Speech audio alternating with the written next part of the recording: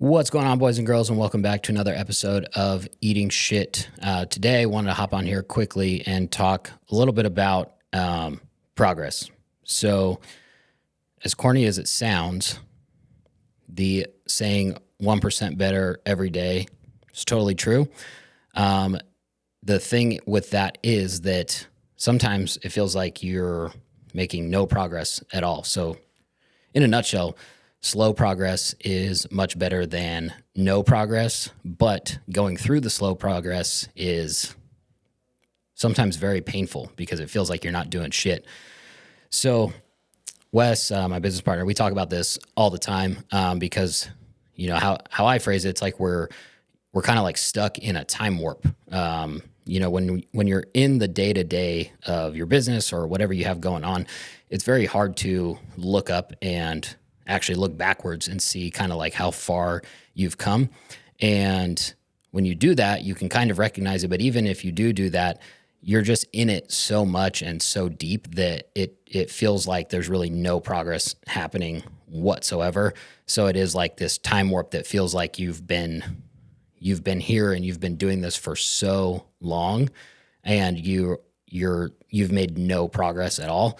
When you know, you kind of zoom out, you can look back at only a couple of years ago or even a year ago and be like, damn, we've done some shit in the last year, last 2 years, 3 years, whatever. So, you know, I'm 5.5 years into business. So I guess 6. Started trying to wholesale about 6 years ago. And I partnered up with Wes 4.5 years ago when we started flipping. And like, in the grand scheme of things, that's not very long at all, even the full 6 years or whatever. And, you know, it's always misleading when you see people online and you play the comparison game and like, oh, they do things so fast, but you never really see like the whole entire story or the whole entire timeline.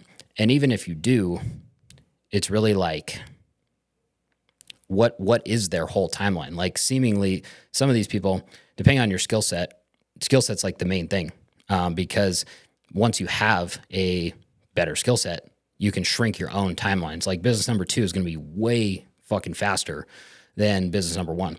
And even business number 1, as you progress, it's kind of like an exponential growth curve or whatnot. You know, when you go through the first like 4 years, it's pretty flat. And then all of a sudden you can start to kind of climb that curve, get like the bottom of the hockey stick right there. And you do that because of skill set. So like with, you know, education and stuff like that, I'm all for like paying for good education. It's just it's kind of hard to stomach that at the beginning because it's like a catch-22. Like the people that need education the most because of the least amount of skill set are like the least likely to pay for it. Looking back now, if we would have got the education on day 1, we would be years ahead of where we're at right now. And then it's funny, like you see all the super successful people or the rich people, they're always talking about like, you know, they have a mentor for this, they have a mentor for this. And, you know, if you're not there, you're kind of like, well, why the fuck does that guy need a mentor? Like he already knows what he's doing, but they understand that like you pay for the education and the knowledge and the experience that someone else has, and you can really get the fast forward button. So even with that now, it still feels like, you know, when you're in the day-to-day, you're getting absolutely nowhere, making no progress whatsoever. And I started thinking about this and thought it'd be good to talk about on the show because of a couple of things that happened like last week. And specifically, so when was this? This was like Saturday. Why are we here? Oh, no, it was Friday because Thanksgiving was last week. So I was the only one here on Friday. And then Wes came in Friday afternoon so we could do our like weekly leadership meeting.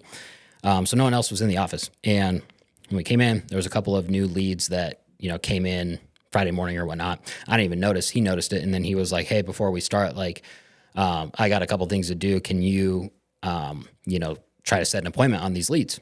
I'm like, yeah, sure. So I'm rusty as fuck because I haven't been on the phones forever. And, you know, so I pull up the script that we have that we, you know, make our guys follow for qualifying the leads because I need it. You know, it's like I wrote the script, but also I don't do it every day. So I still need to like reference it and follow it. Whereas like for the dispo stuff, because I do that every day. I don't need the script at all. I'd have the same conversations over and over and over again. So I pulled the script. I go through these 2 leads. First one, disqualified. Second one, qualified the lead, got the condition information, set the appointment, and I felt absolutely horrible, like rusty. I was just like, God damn, I hope no one pulls the recording of that call because it's not very good. And then as soon as I hang up the phone, put my notes in the CRM and stuff, and, Wes walks over because he was down the hall and he was listening, and he was like, dude, we're so much better than we used to be, so much better at sales. I was like, what do you mean? He was like, that call, like so much better than how we used to do it. And I was just thinking like how bad it was. And that's one of those things that like he took a step back, zoomed out, and was like, yeah, maybe he did think I was rusty, maybe not, but it doesn't matter. Like me rusty right now is way, way, way fucking better than how we used to be on the phones when we had like no experience, no skill set, no sales process, no real scripts to follow or anything like that. So it's kind of interesting that, those are the type of things when you get that, when you have those type of experiences that you can really step back and be like, oh yeah, kind of know what we're doing now. And then, in another 3 years from now, it'll be like, look back at today. That's why I want to do this podcast, just to document everything and be like, oh yeah, we didn't know what the fuck we were doing back then, but now we do. And it's just like always progressing. And then even, I was thinking about this even further, like tonight, I run a meetup here in Reno once a month just for investors. And I've been doing that for like 4.5 years too, or maybe even longer than that. I think I was doing that before I even partnered with Wes, and probably almost 5 years now when I started that. And so I've been doing this series. Shout out to this dude, Brendan, because he gave me the idea for the series. I'm always like not struggling to come up with topics, but my topics are only so broad because I don't want to teach about shit that I don't really know. Like I could, somewhat explain apartment syndication. Like I get it, I understand it, but like I don't want to teach on it. I'd rather just teach the shit that I know in and out, which is like the direct to seller, wholesaling, and flipping business, and that's it. And since I'm doing it every month, I'm like, fuck, I've already talked about this like 3 times. Fuck, I've already talked about this. But, different people come every month, and I have different input because I'm progressing as well. So I could teach, the same exact topics probably every month, just about, or every other month, and have new information to give people. I don't know why, but I just reached out to him because he always comes. That's why. I was like, hey, what do you think I should do for the meetup? And he was like, oh, it'd be sick if you did like a more in-depth series on, this, and this. I'm like, okay, cool. So I've been doing like a 3-part series. And so month 1, I did like marketing. It's basically like the acquisition process, like from lead to contract, or even before lead. How do you even get leads to signed purchase agreement with the seller? So, month 1, I did marketing. I just covered that for the whole meetup.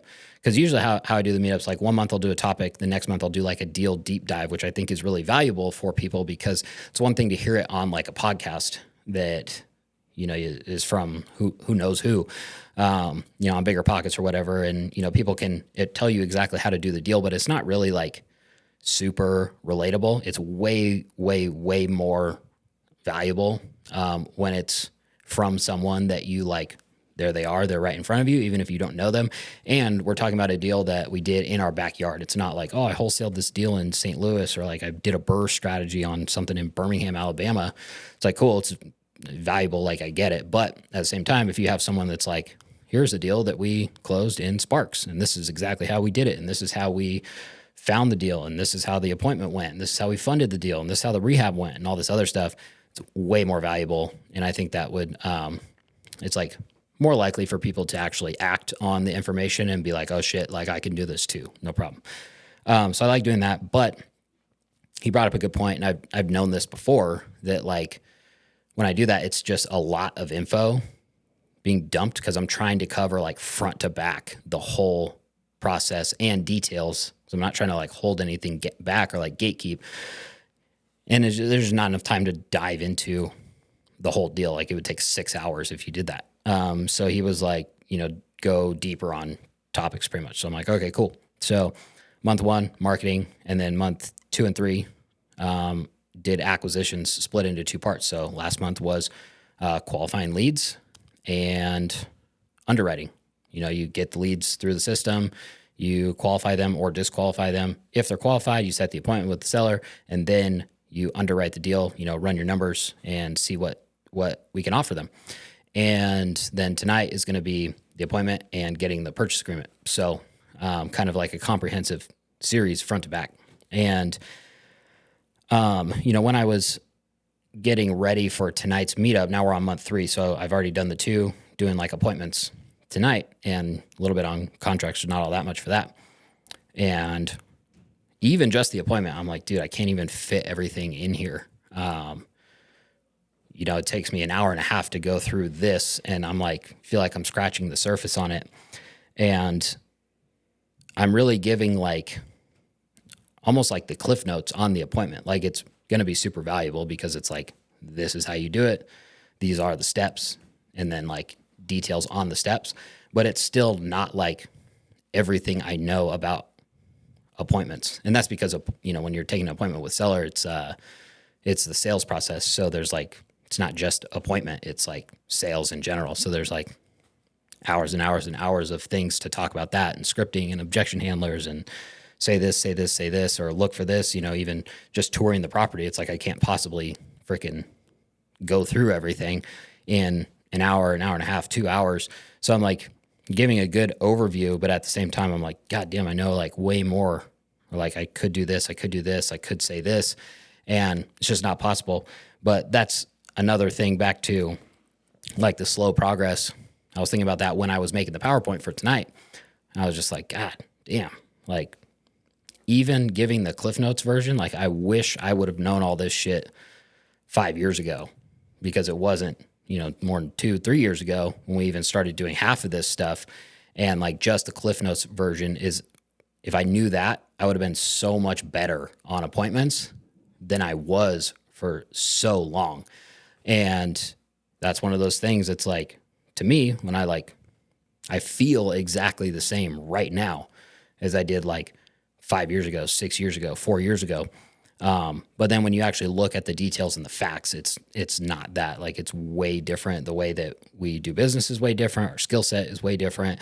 But I've been caught in the day-to-day for so long, it feels like I haven't made any progress at all. So it's good to kind of take a step back and look backwards. I think I've talked about that on here before. There's a good book called The Gap and the Gain that talks about that, because a lot of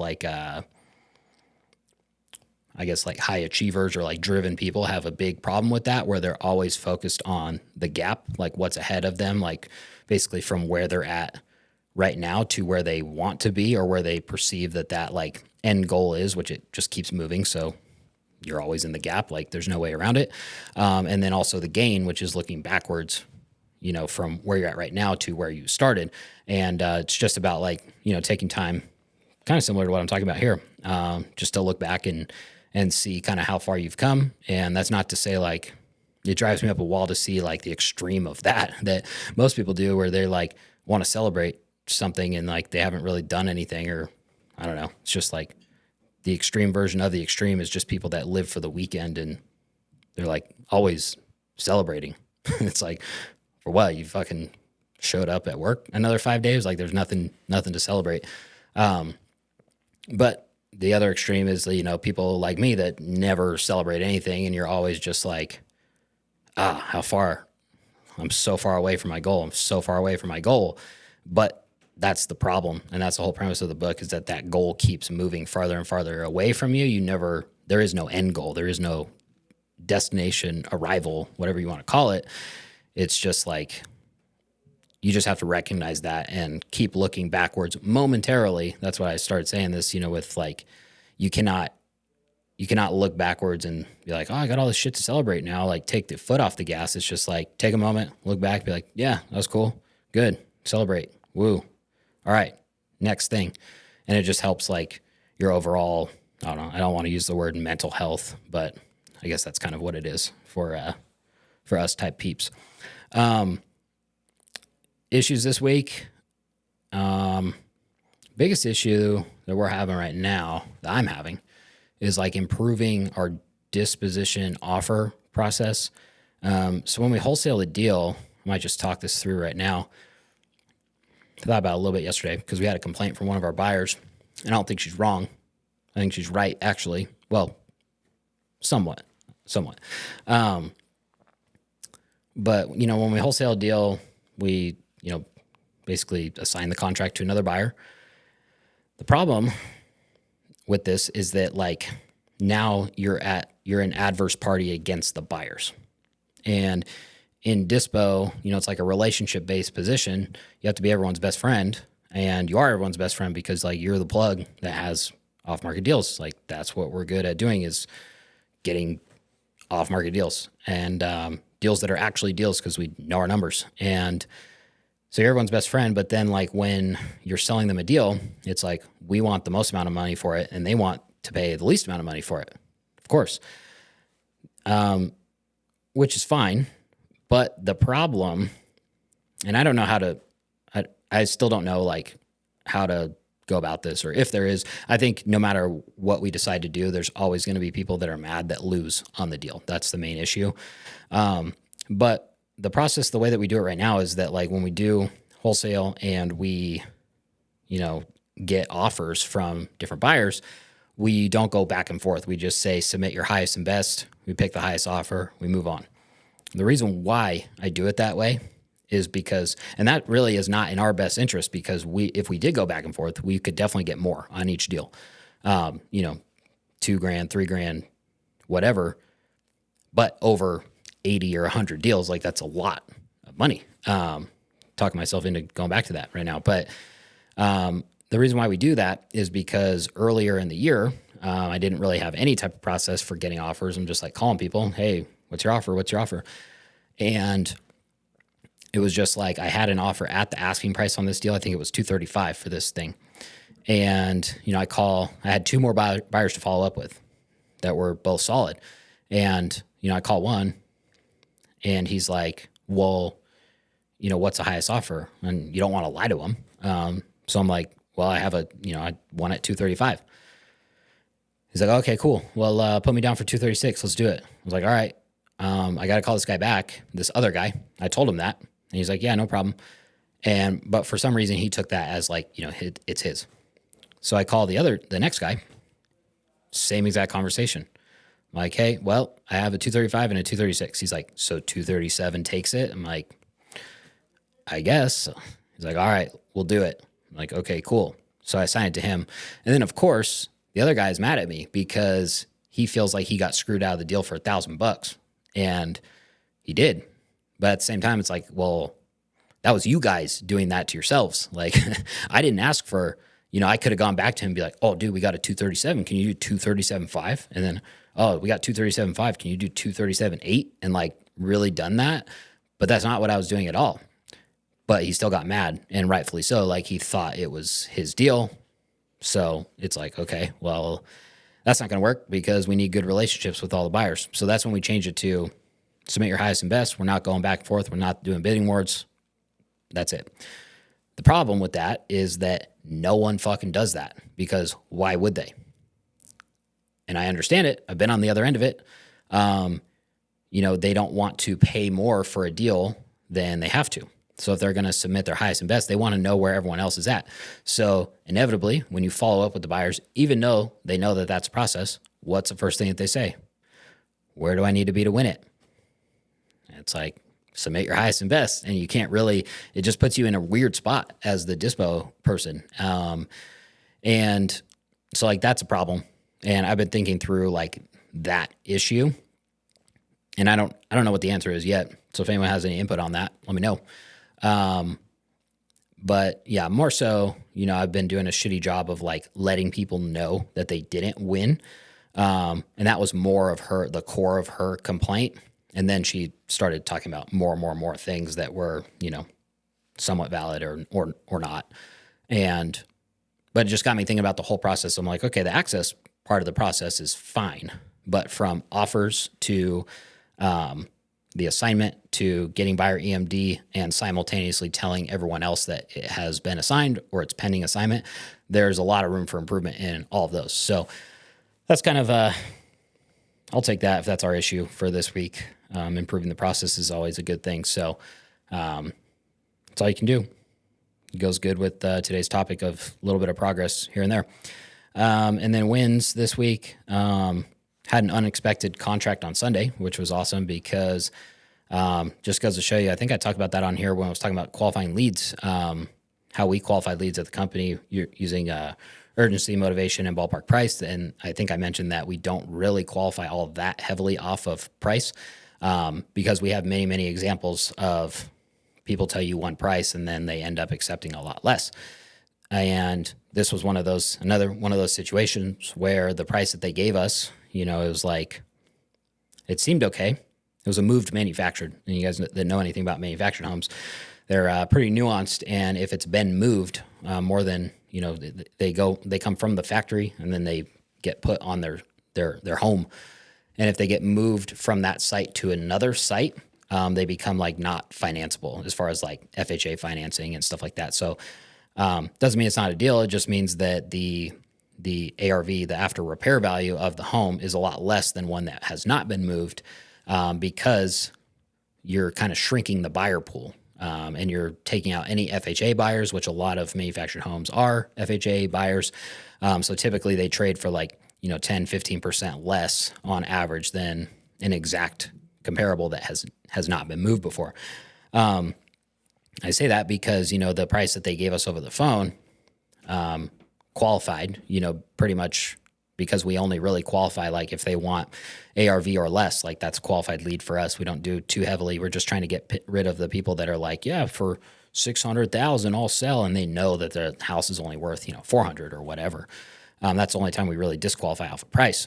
But even the price that they gave us was full ARV. We didn't really know that, when you're on the phone because you don't know that it's been moved unless they tell you until, it goes to underwriting and this and that. But either way, like the price that they gave us was very high, like way, way, way more than we could pay. And because of that, there was just like, limiting belief that like, oh, we're not going to get this one. Like the price expectations are way off. And then, Kyle goes out there. He calls me on the way when he's going on Sunday. It's like, yeah, I'm going out there, but it's this. I'm like, all right, cool. Didn't hear anything from him. And then we're sitting here Monday morning. He comes in, he's getting ready for the meeting, and then gong. I was like, looked around. I was like, you got that yesterday? He's like, yep. I was like, damn, that's awesome. Done that not a million times, I wish, but many, many times where, you can't let your beliefs hold you back from things like that. You never know. You have to treat everyone exactly the same. And if it's a good fit, it's a good fit. You can still make it work. And then because of that, we also hit our projected profit goal for the month of November, which I think is for the first time ever because it's set, pretty aggressively. I always set it like where I know that we can hit it, but shit happens and we're always trying to get better. And we've never hit it. We've come close a few times, but with that deal, we went over just barely by like $2,000 for our projected profit goal for the month. So definitely something to celebrate there. So that about wraps it up for this episode. Thanks for watching if you're on YouTube or listening if you're on podcast apps, and we will see you on the next episode.